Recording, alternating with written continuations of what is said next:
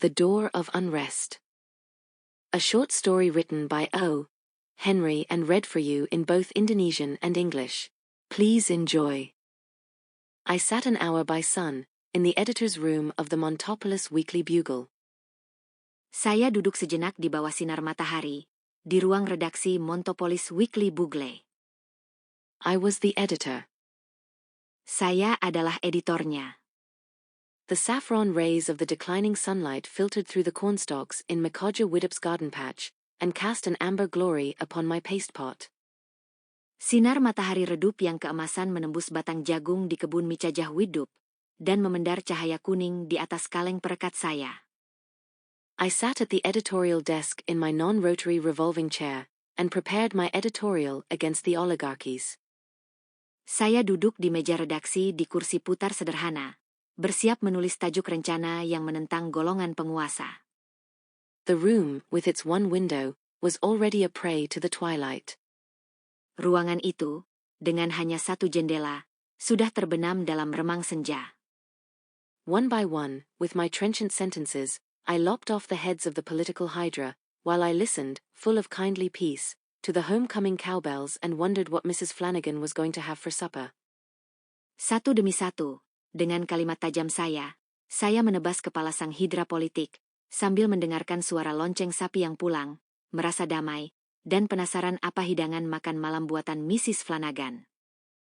Then in from the dusky, quiet street there drifted and perched himself upon a corner of my desk old Father Time's younger brother. Lalu dari jalanan gelap dan sunyi, seseorang melangkah masuk dan duduk di sudut meja saya, seperti adik lelaki sang waktu. His face was beardless and as gnarled as an English walnut. Wajahnya tak berjanggut dan berkerut seperti kulit kenari.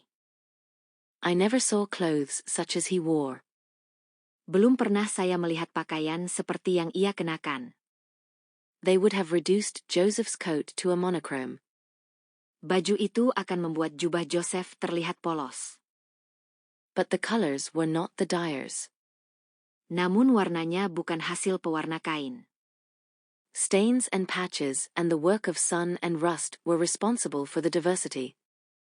Noda, tambalan, serta pengaruh matahari dan karat menciptakan ragam itu.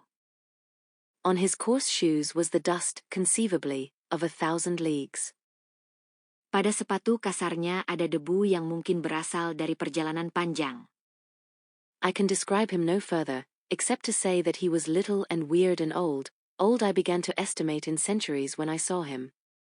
Saya tak bisa menggambarkannya lebih jauh, kecuali mengatakan ia kecil, aneh, dan tua hingga terasa berabad-abad saat saya melihatnya. Yes, and I remember that there was an odor, a faint odor like aloes, or possibly like myrrh or leather, and I thought of museums. Ya, dan saya ingat ada aroma samar seperti gaharu, atau barangkali seperti mur atau kulit, dan saya pun teringat akan museum. And then I reached for a pad and pencil, for business is business, and visits of the oldest inhabitants are sacred and honorable, requiring to be chronicled. Lalu saya meraih blok kertas dan pensil, karena pekerjaan tetaplah pekerjaan, dan kunjungan penduduk tertua selalu terhormat dan patut dicatat. I am glad to see you, sir, I said. Saya senang melihat Anda, Pak, saya berkata. I would offer you a chair, but you see, sir, I went on, I have lived in Montopolis only 3 weeks, and I have not met many of our citizens. Saya akan menawarkan kursi, tapi, maklumlah, Pak, lanjut saya baru tinggal di Montopolis sebentar, dan belum bertemu banyak warga di sini. I turned a doubtful eye upon his dust-stained shoes, and concluded with a newspaper phrase, I suppose that you reside in our midst? Saya melirik ragu pada sepatu berdebu miliknya, dan menambahkan ungkapan khas koran, saya kira Anda bermukim di sini. My visitor fumbled in his raiment, drew forth a soiled card, and handed it to me. Tamu saya merogoh pakaiannya, mengeluarkan kartu lusuh, lalu memberikannya kepada saya. Upon it was written, in plain but unsteadily formed characters, the name Mitchub Ader. Tertulis di sana, dengan huruf sederhana tapi bergoyang, nama, Mitchub Ader. I am glad you called, Mr. Ader, I said. Saya senang Anda datang, Tuan Ader, saya berkata. As one of our older citizens, you must view with pride the recent growth and enterprise of Montopolis. Sebagai salah satu warga senior kami, Anda pasti bangga melihat pertumbuhan dan kemajuan Montopolis. Among other improvements, I think I can promise that the town will now be provided with a live, enterprising new spa. Di antara perbaikan lain, saya rasa dapat menjanjikan bahwa kota ini sekarang akan punya koran yang aktif dan penuh inisiatif. Do ye know the name on that card? Asked my caller, interrupting me. Anda tahu nama di kartu itu? Tanya tamu saya, memotong ucapan saya. It is not a familiar one to me, I said. Itu bukan nama yang saya kenal, saya menjawab. Again he visited the depths of his ancient vestments. Dia kembali merogoh pakaian tuanya itu. This time he brought out a torn leaf of some book or journal, brown and flimsy with age. Kali ini ia mengeluarkan selembar sobekan buku atau jurnal, kecoklatan dan rapuh karena usia. The heading of the page was The Turkish Spy in old-style type. The printing upon it was this. Bagian atas halaman bertuliskan The Turkish Spy dengan gaya cetak kuno. Isinya sebagai berikut. There is a man come to Paris in this year who pretends to have lived these 1600 years. He says of himself that he was a shoemaker in Jerusalem at the time of the crucifixion, that his name is Michab Ada, and that when Jesus, the Christian Messias, was condemned by Pontius Pilate, the Roman president, he paused to rest while bearing his cross to the place of crucifixion before the door of Michab Ada. Ada seorang pria yang tiba di Paris tahun ini dan mengaku sudah hidup berabad lamanya. Dia mengaku dirinya tukang sepatu di Yerusalem saat penyaliban, menyebut namanya Michab Ada, dan bahwa ketika Yesus, Mesias Kristen, dijatuhi hukuman oleh Pontius Pilatus, pemimpin Romawi, ia berhenti untuk beristirahat ketika memanggul salib ke tempat penyaliban di depan pintu rumah Michab Ada. The shoemaker struck Jesus with his fist, saying, "Go, why tarriest thou?" The Messias answered him, "I indeed am going, but thou shalt tarry until I come," thereby condemning him to live until the day of judgment. Tukang sepatu itu memukul Yesus dengan tinjunya, berkata, "Pergi, mengapa engkau tertunda?" Mesias menjawab, "Aku memang akan pergi, tapi engkau akan menunggu sampai aku datang, sehingga ia dihukum hidup sampai hari penghakiman." He lives forever, but at the end of every 100 years he falls into a fit or trance, on recovering from which he finds himself in the same state of youth in which he was when Jesus suffered, being then about 30 years of age.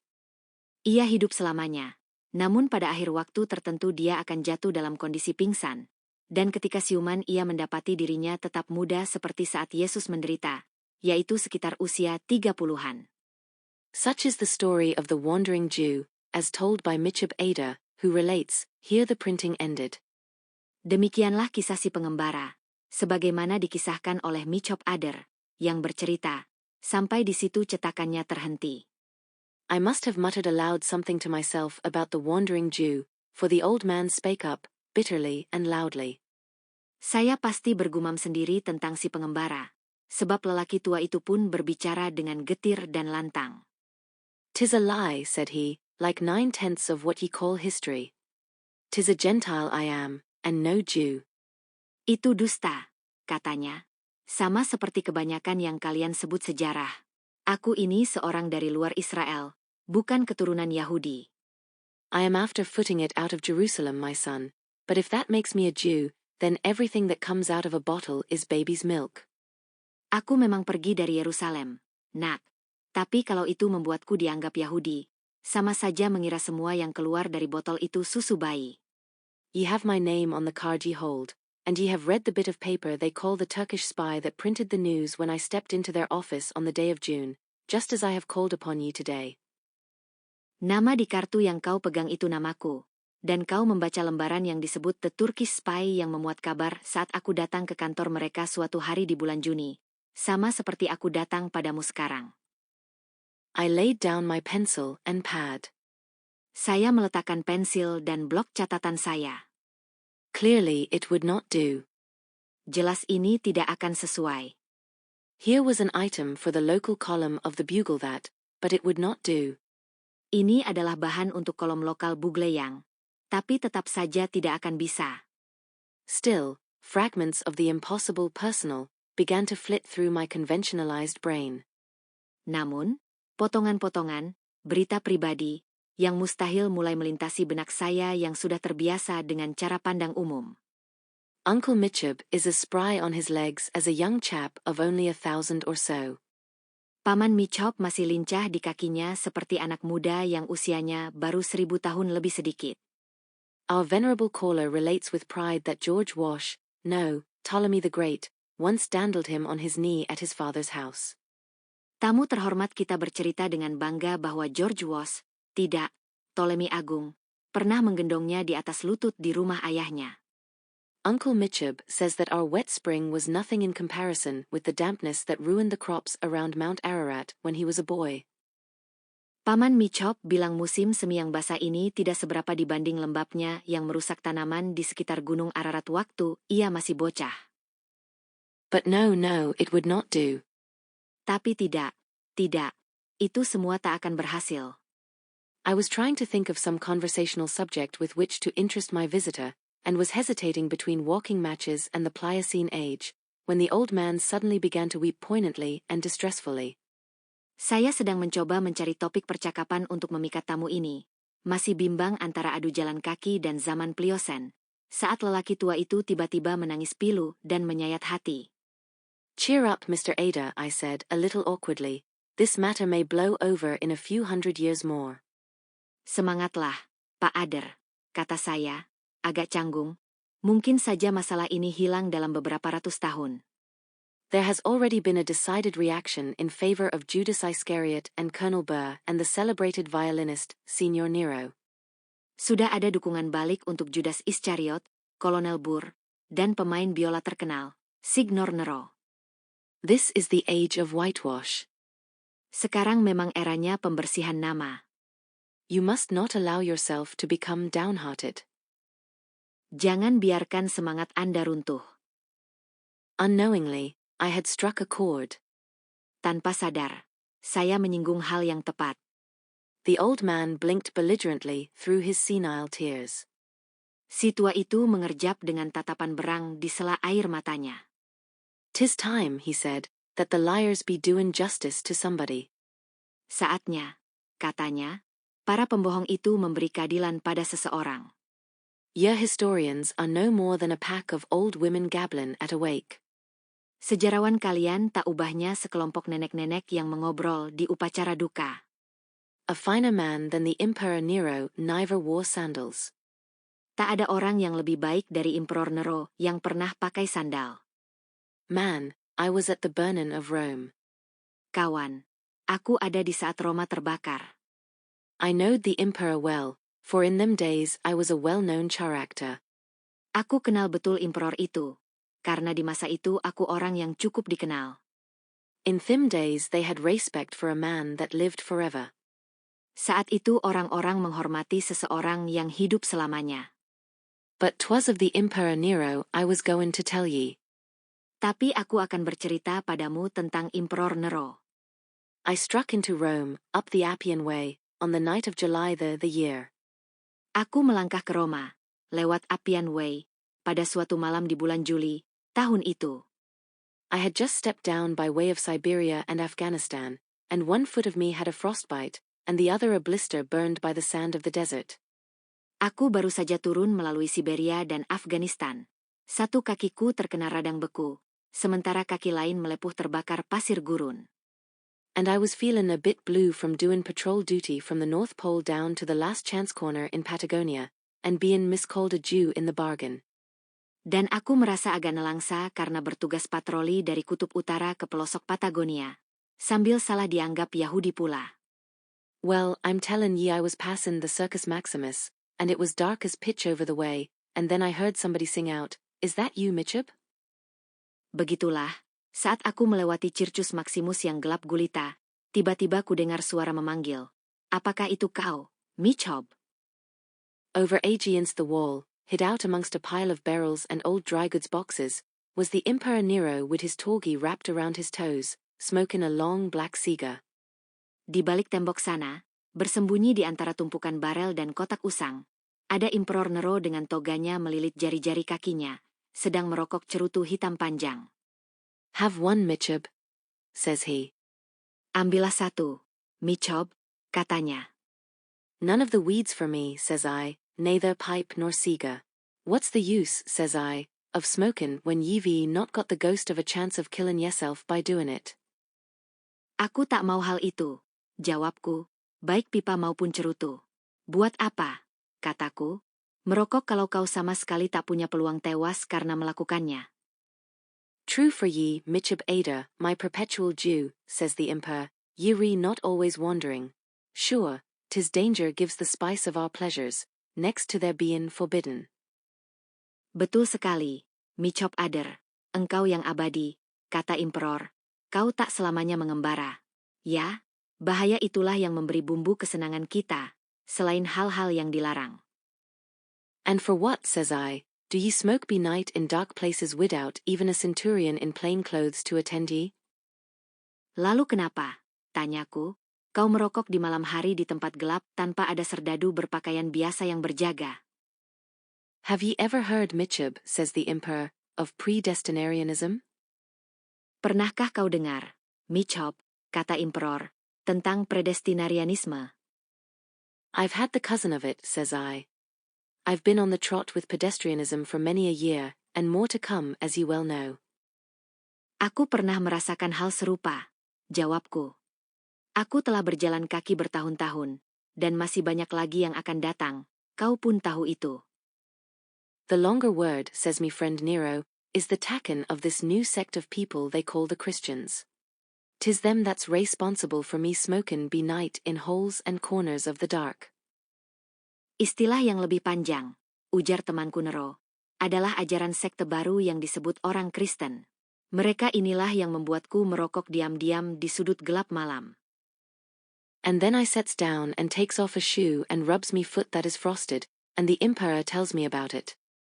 Lalu aku duduk dan melepas sepatu untuk menggosok kakiku yang beku, dan Emperor bercerita padaku perihal itu. It seems that since I passed that way before, the Emperor had mandamus the Empress with a divorce suit, and Mrs. Papia, a celebrated lady, was engaged, without references, as housekeeper at the palace. Konon setelah kunjunganku yang lalu, Emperor itu menuntut cerai dari permaisuri, dan Nyonya Popaya, seorang wanita terkenal, langsung diterima tanpa rekomendasi sebagai pengurus istana. All in one day, says the Emperor, she puts up new lace windy curtains in the palace and joins the anti-tobacco society, and when I feels the need of a smoke, I must be after sneaking out to these piles of lumber in the dark. Dalam sehari saja, kata Emperor, dia mengganti tirai jendela istana dengan renda baru dan bergabung dengan perkumpulan anti tembakau, sehingga kalau aku mau merokok, harus menyelinap keluar ke tumpukan kayu ini di kegelapan. So there in the dark me and the Emperor sat, and I told him of me travels. Jadi di sana, dalam gelap, aku dan Emperor duduk, dan aku menceritakan perjalananku padanya. And when they say the Emperor was an incendiary, they lie. Dan kalau ada yang bilang Emperor itu pembakar, itu bohong. 'Twas that night the fire started that burnt the city. Malam itulah api mulai berkobar membakar kota. 'Tis my opinion that it began from a stump of cigar that he threw down among the boxes. Menurut pendapatku, itu bermula dari puntung cerutu yang dia buang di antara kotak-kotak itu. And 'tis a lie that he fiddled. Dan bohong jika dia bermain biola. He did all he could for 6 days to stop it, sir. Dia sudah melakukan semua yang bisa dia lakukan selama berhari-hari untuk memadamkannya, Pak. And now I detected a new flavor to Mr. Mitchub Ada. It had not been myrrh or balm or hyssop that I had smelled. Dan sekarang saya mencium aroma baru dari Tuan Mitchub Ader. Bukanlah mur, balsam, atau hisop yang saya cium sebelumnya. The emanation was the odor of bad whiskey, and worse still, of low comedy. Yang tercium adalah bau whisky murahan, dan lebih parah lagi, komedi rendahan. Mitchub Ada as an impostor, claiming 1900 years, and playing his part with the decency of respectable lunacy, I could endure, but as a tedious wag, cheapening his egregious story with songbook levity, his importance as an entertainer grew less. Saya masih bisa menoleransi Mitchop Adder sebagai penipu yang mengaku sudah hidup berabad-abad dan memerankannya dengan gaya gila yang lumayan sopan. Namun sebagai pengocok perut yang membosankan, meremehkan ceritanya sendiri dengan guyon dangkal, pesonanya sebagai penghibur pudar di mata saya. And then, as if he suspected my thoughts, he suddenly shifted his key. Kemudian, seolah dia menebak pikiran saya, ia tiba-tiba mengubah nada bicaranya. You'll excuse me, sir, he whined, but sometimes I get a little mixed in my head. Maafkan saya, Pak, keluhnya. Kadang kepala saya agak kacau. I am a very old man, and it is hard to remember everything.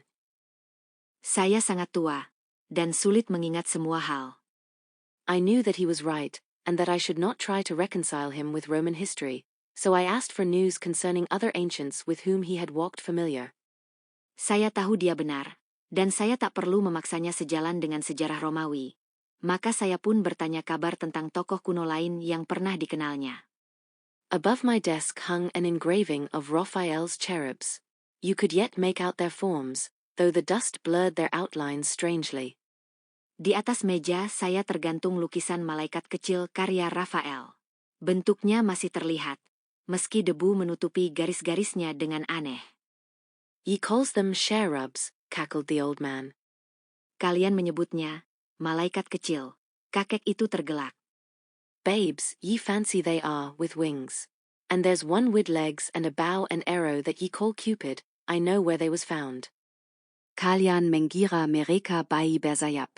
Dan ada satu yang berkaki, membawa busur dan anak panah yang kalian sebut Cupid. Aku tahu asalnya. The great-great-great-grandfather of them all was a billy goat. Leluhur terbesar mereka adalah kambing jantan. Being an editor, sir, do ye happen to know where Solomon's temple stood? Sebagai editor, Pak, apa Anda kebetulan tahu di mana Bait Sulaiman berdiri? I fancied that it was in Persia? Well, I did not know. Saya kira itu di Persia? Yah, saya pun tak tahu pasti. 'Tis not in history nor in the Bible where it was. But I saw it myself. Itu tak tertulis di sejarah atau di Alkitab. Tapi aku melihatnya sendiri. The first pictures of cherubs and cupids was sculptured upon thin walls and pillars. Gambar pertama malaikat kecil itu dipahat di dinding dan pilar bangunan itu. Two of the biggest, sir, stood in the adytum to form the baldachin over the ark. Dua yang terbesar, Pak, berdiri di tempat suci untuk membentuk penutup di atas tabut. But the wings of thin sculptures was intended for horns, and the faces was the faces of goats. Namun sayap patung itu sebenarnya adalah tanduk, dan wajah mereka adalah wajah kambing. 10,000 goats there was in and about the temple. Begitu banyak kambing di dalam dan sekitar tempat suci itu. And your cherubs was billy goats in the days of King Solomon, but the painters misconstrued the horns into wings. Dan malaikat kecil kalian itu dulunya kambing jantan di zaman Raja Sulaiman. Hanya saja para pelukis salah menafsirkan tanduk sebagai sayap. And I knew Tamerlane, the lame Timur, sir, very well. Dan aku kenal Tamerlane, si Timur pincang, Pak, dengan baik. I saw him at Keghut and at Zaranj. Kulihat dia di Keghut dan di Zaranj. He was a little man no larger than yourself, with hair the color of an amber pipe stem. Ia pria kecil, tak lebih besar dari Anda, dengan rambut berwarna kuning seperti gagang pipa. They buried him at Samarkand. I was at the wake, sir. Mereka menguburkannya di Samarkand. Aku hadir di upacara itu, Pak. Oh, he was a fine-built man in his coffin, 6 feet long, with black whiskers to his face. Oh, I tampak goga di patinya, panjang, dengan jambang hitam di wajahnya. And I see him throw turnips at the Emperor Vespasian in Africa. Dan kulihat mereka melempari Emperor Vespasian dengan lobak di Afrika. All over the world I have tramped, sir, without the body of me find in any rest. 'Twas so commanded. Ke seluruh dunia aku telah melangkah, Pak, tanpa pernah tubuhku beristirahat. Itu sudah ditetapkan.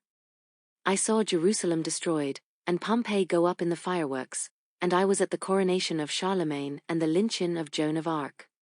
Aku menyaksikan Yerusalem hancur, dan Pompei meledak seperti kembang api. Aku juga ada di penobatan Charlemagne dan saat Joan of Arc dihukum mati. And everywhere I go there come storms and revolutions and plagues and fires. Dan kemanapun aku pergi, datanglah badai, revolusi, wabah, dan kebakaran. 'Twas so commanded. Semua itu sudah digariskan. Ye have heard of the wandering Jew. 'Tis also, except that divil a bit am I a Jew. Kau tentu pernah mendengar tentang sang pengembara. Memang begitu, kecuali aku tak pernah menjadi Yahudi. But history lies, as I have told ye. Namun sejarah itu bohong, seperti yang kukatakan. Are ye quite sure, sir, that ye haven't a drop of whiskey convenient? Apa Anda yakin, Pak, tidak punya setetes whisky pun?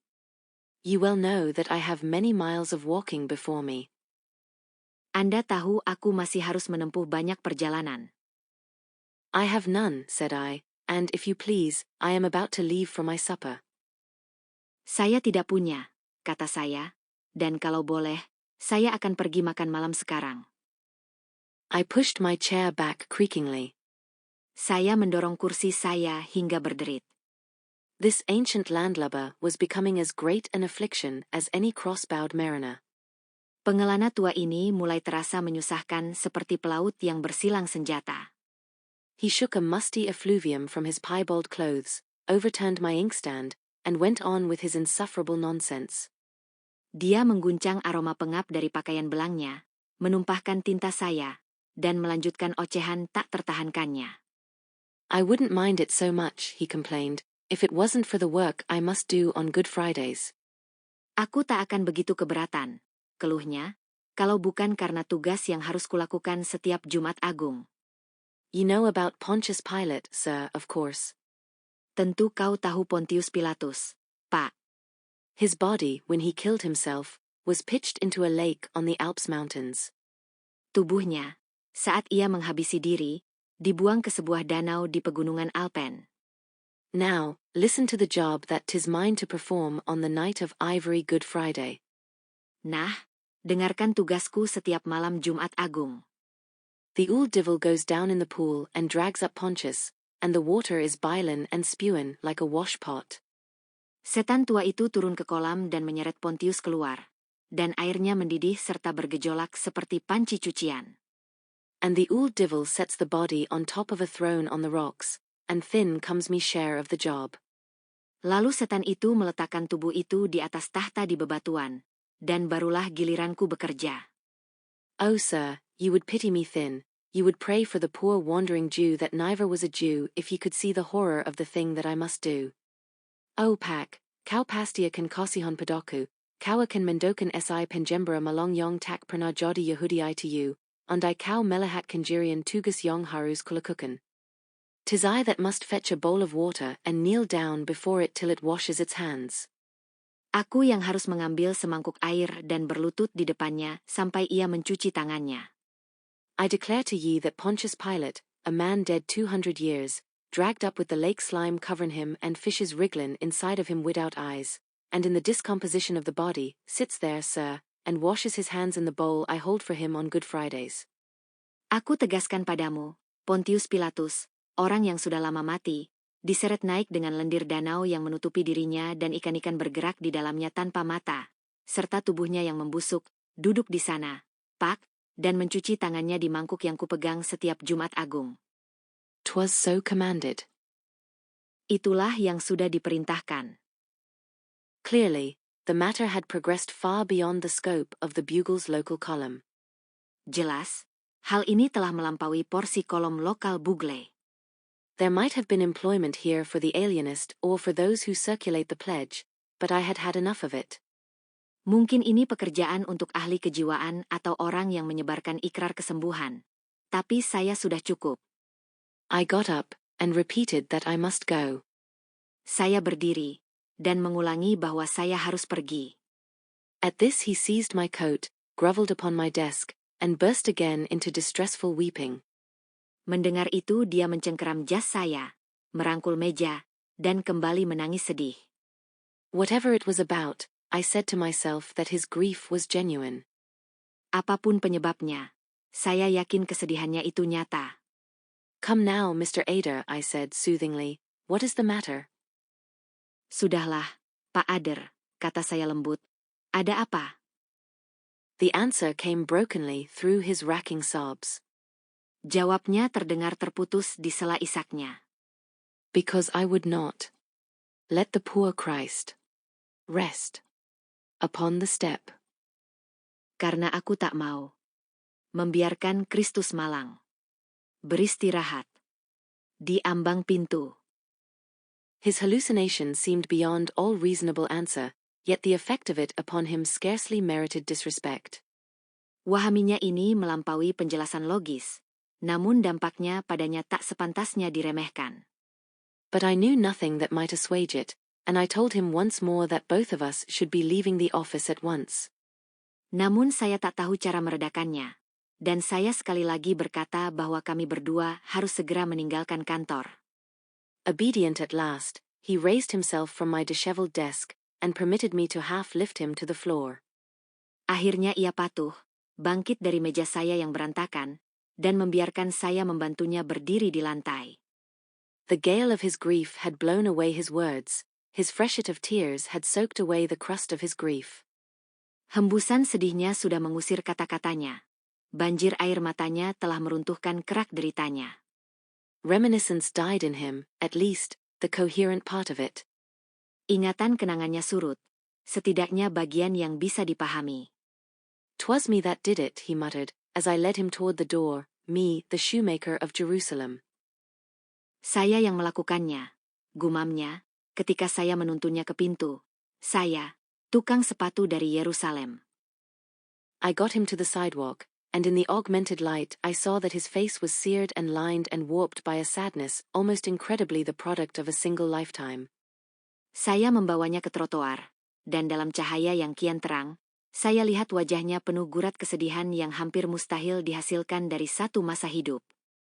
And then high up in the firmamental darkness we heard the clamant cries of some great passing birds. Lalu di ketinggian langit gelap kami mendengar pekik lantang sekelompok burung besar yang sedang terbang. My wandering Jew lifted his hand, with side-tilted head. Pengembara saya mengangkat tangannya, menelengkan kepala. "The 7 Whistlers," he said, as one introduces well-known friends. Itu 7 peniup, katanya, seolah memperkenalkan kawan lama. "Wild geese," said I, "but I confess that their number is beyond me." Angsa liar, ujar saya, tapi jujur, saya tak tahu jumlah pastinya. "They follow me everywhere," he said. "'Twas so commanded.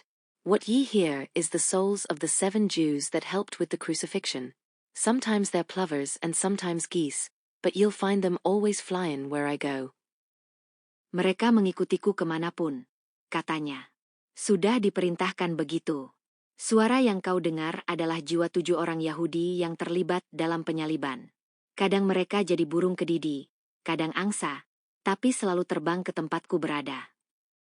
I stood, uncertain how to take my leave. I looked down the street, shuffled my feet, looked back again, and felt my hair rise. Saya berdiri, tak yakin cara berpamitan. Saya menatap ke ujung jalan, menggeser kaki, memandang kembali, dan bulu kuduk saya meremang. The old man had disappeared. Lelaki tua itu telah lenyap. And then my capillaries relaxed, for I dimly saw him footing it away through the darkness. But he walked so swiftly and silently and contrary to the gait promised by his age that my composure was not all restored, though I knew not why. Lalu saya tenang lagi, karena samar-samar melihatnya melangkah pergi dalam kegelapan. Namun ia berjalan begitu cepat dan tanpa suara, tak sesuai usianya, sehingga ketenangan saya belum sepenuhnya pulih. Entah kenapa. That night I was foolish enough to take down some dust-covered volumes from my modest shelves. Malam itu saya cukup bodoh untuk meraih beberapa buku berdebu dari rak sederhana saya. I searched Hermippus Redivivus and Salathiel, and the Pepys collection in vain. Saya mencari dalam Hermippus Redivivus, Salathiel, dan Pepys Collection, tapi sia-sia. And then in a book called The Citizen of the World, and in one 2 centuries old, I came upon what I desired. Lalu di sebuah buku berjudul The Citizen of the World, terbitan lama, saya menemukan yang saya cari. Mitchub Ader had indeed come to Paris in the year, and related to the Turkish spy an extraordinary story. Ternyata benar, Mitchub Ader pernah datang ke Paris pada tahun itu, dan bercerita pada Turkish spy kisah yang luar biasa. He claimed to be the wandering Jew, and that ia mengaku sebagai sang pengembara, dan bahwa but here I fell asleep, for my editorial duties had not been light that day. Tetapi di situ saya tertidur, karena tugas redaksi hari itu tidak ringan. Judge Hoover was the Bugle's candidate for Congress. Having to confer with him, I sought his home early the next morning, and we walked together downtown through a little street with which I was unfamiliar. Pak Hoover adalah kandidat koran Bugle untuk jabatan di pemerintahan. Karena harus berdiskusi dengannya, saya mencari rumahnya pagi-pagi, dan kami berjalan bersama ke pusat kota melewati jalan kecil yang belum saya kenal. Did you ever hear of Mitchub Ader? I asked him, smiling. Pernah dengar nama Mitchub Ader? Tanya saya, sambil tersenyum. Why, yes, said the judge. And that reminds me of my shoes he has for mending. Here is his shop now. Tentu, jawab Pak Hoover. Dan itu mengingatkan saya pada sepatu saya yang dia perbaiki. Ini tokonya. Judge Hoover stepped into a dingy, small shop. I looked up at the sign, and saw Micah Bader, boot and shoemaker on it. Pak Hoover melangkah masuk ke toko kecil yang kumuh. Saya mendongak ke papan nama dan melihat tulisan, Mike O'Bader, boot and shoemaker. Some wild geese passed above, honking clearly. I scratched my ear and frowned, and then trailed into the shop. Beberapa angsa liar terbang di atas, bersuara nyaring. Saya menggaruk telinga dan mengernyit, lalu menyusul masuk ke toko. There sat my wandering Jew on his shoemaker's bench, trimming a half-sole. Di sana duduklah sang pengembara saya di bangku tukang sepatunya, sedang memotong bagian sol. He was drabbled with dew, grass-stained, unkempt and miserable, and on his face was still the unexplained wretchedness, the problematic sorrow, the esoteric woe, that had been written there by nothing less, it seemed, than the stylus of the centuries. Dia basah oleh embun, ternoda rumput, kusut, dan sengsara. Serta di wajahnya masih ada nestapa yang tak terjelaskan, duka yang samar, rasa perih mendalam, seolah ditorehkan oleh pena waktu berabad-abad. Judge Hoover inquired kindly concerning his shoes. The old shoemaker looked up, and spoke sanely enough. He had been ill, he said, for a few days. Pak Hoover bertanya baik-baik soal sepatunya. Tukang sepatu tua itu menengadah dan berbicara dengan cukup sadar. Dia bilang sudah beberapa hari sakit. The next day the shoes would be ready. He looked at me, and I could see that I had no place in his memory. Keesokan harinya sepatu itu akan selesai. Dia menatap saya, dan tampak jelas saya tak punya tempat di ingatannya. So out we went, and on our way. Lalu kami keluar, dan melanjutkan perjalanan. Old Mike, remarked the candidate, has been on one of his sprees. He gets crazy drunk regularly once a month. But he's a good shoemaker. Kakek Mike, ujar sang kandidat, sedang mabuk-mabukan seperti biasa. Dia memang rutin mabuk berat setiap bulan sekali. Tapi dia tukang sepatu yang handal. What is his history? I inquired. Apa ceritanya? Tanya saya. Whiskey, epitomized Judge Hoover. That explains him. Whiskey, simpul Pak Hoover. Itulah penjelasannya. I was silent, but I did not accept the explanation. Saya diam, tetapi saya tidak menerima penjelasan itu. And so, when I had the chance, I asked Old Man Sellers, who browsed daily on my exchanges. Maka, ketika ada kesempatan, saya bertanya pada Pak Tua Sellers, yang setiap hari membaca koran-koran saya. Micah Bader, said he, was making shoes in Montopolis when I come here going on 15 years ago. Mike O'Bader, katanya, sudah bikin sepatu di Montopolis saat saya datang ke sini belasan tahun lalu. I guess whiskey's his trouble. Once a month he gets off the track, and stays so a week. Kurasa whiskey memang masalahnya. Sebulan sekali ia tersesat dalam mabuk, dan bertahan begitu seminggu. He's got a rigmarole something about his being a Jew peddler that he tells everybody. Dia suka bercerita aneh bahwa dia pedagang Yahudi pada semua orang. Nobody won't listen to him anymore. Tapi sekarang tak ada yang mau mendengarnya. When he's sober he ain't such a fool, he's got a sight of books in the back room of his shop that he reads. Kalau sedang sadar dia tak sebodoh itu, dia punya banyak buku di ruang belakang tokonya untuk dibaca. I guess you can lay all his trouble to whiskey. Kurasa kau bisa menyimpulkan segalanya adalah ulah whisky. But again I would not. Tapi sekali lagi saya menolak untuk percaya begitu saja. Not yet was my wandering Jew rightly construed for me. Pengembara saya belum juga terjelaskan dengan benar. I trust that women may not be allowed a title to all the curiosity in the world. Saya yakin rasa penasaran bukan hanya milik kaum perempuan semata. So when Montopolis's oldest inhabitant dropped in to acquire promulgation in print, I siphoned his perpetual trickle of reminiscence in the direction of the uninterpreted maker of shoes. Maka ketika penduduk tertua Montopolis datang ingin namanya dimuat di koran, saya pun menggiring obrolannya yang panjang itu agar membahas tukang sepatu yang belum saya pahami tadi. Uncle Abner was the complete history of Montopolis, bound in butternut. Paman Abner adala seara lenkep Montopolis, terikat dalam kulit kayu butternut. Obada, he kwafaet, kam hier in Sixtynine. He was the first shoemaker in the place. Obader, katanya dengan suara bergetar. Datang ke sini sekitar dulu.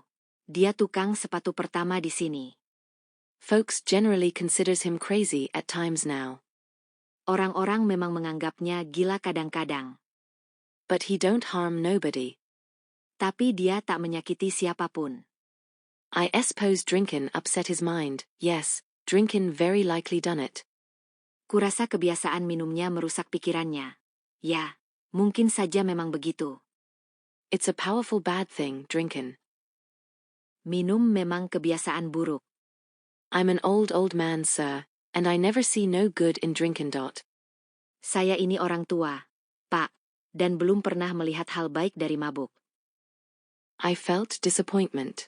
I was willing to admit drink in the case of my shoemaker, but I preferred it as a recourse instead of a cause. Saya pun kecewa.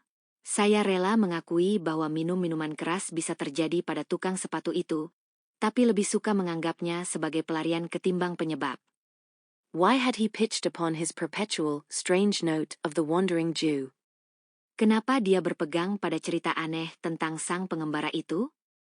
Why his unutterable grief during his aberration? Mengapa duka tak terucapkan muncul saat ia tersesat pikirannya? I could not yet accept whiskey as an explanation. Saya belum bisa menerima whisky sebagai penjelasan akhir. Did Micah Bader ever have a great loss or trouble of any kind? I asked. Apakah Mike Obader pernah mengalami kehilangan besar atau masalah lain?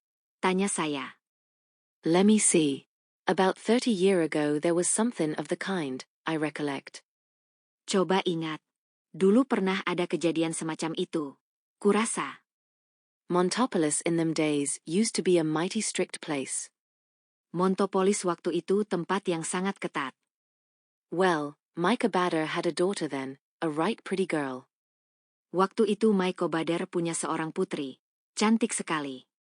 She was too gay a sort for Montopolis, so one day she slips off to another town and runs away with a circus. Dia terlalu ceria untuk Montopolis. Jadi suatu hari ia kabur ke kota lain dan bergabung dengan sirkus. It was 2 years before she comes back, all fixed up in fine clothes and rings and jewelry, to see Mike. Baru kemudian dia kembali, tampil mewah dengan pakaian, cincin, dan perhiasan, untuk menemui Mike. He wouldn't have nothing to do with her, so she stays around town a while anyway. Tapi dia menolaknya. Jadi putrinya tetap tinggal di kota itu sebentar. I reckon the men folks wouldn't have raised no objections, but the women egged them on to order her to leave town. Kurasa para pria tak terlalu keberatan, tapi para wanita mendorong agar dia diusir dari kota. But she had plenty of spunk, and told them to mind their own business. Tapi gadis itu cukup berani, menyuruh mereka mengurus urusan masing-masing. So one night they decided to run her away. A crowd of men and women drove her out of her house, and chased her with sticks and stones. Suatu malam mereka memutuskan mengusirnya. Sekelompok pria dan wanita mengusir dia dari rumahnya, mengejarnya dengan tongkat dan batu. She ran to her father's door, Callan, for help. Mike opens it, and when he sees who it is he hits her with his fist and knocks her down and shuts the door. Dia berlari ke pintu rumah ayahnya, meminta tolong. Mike membukanya, dan saat melihat siapa yang datang, ia memukul putrinya hingga terjatuh, lalu menutup pintu. And then the crowd kept on chunking her till she run clear out of town. Lalu gerombolan orang terus melemparinya sampai ia benar-benar kabur keluar kota. And the next day they finds her drowned dead in Hunter's Mill Pond.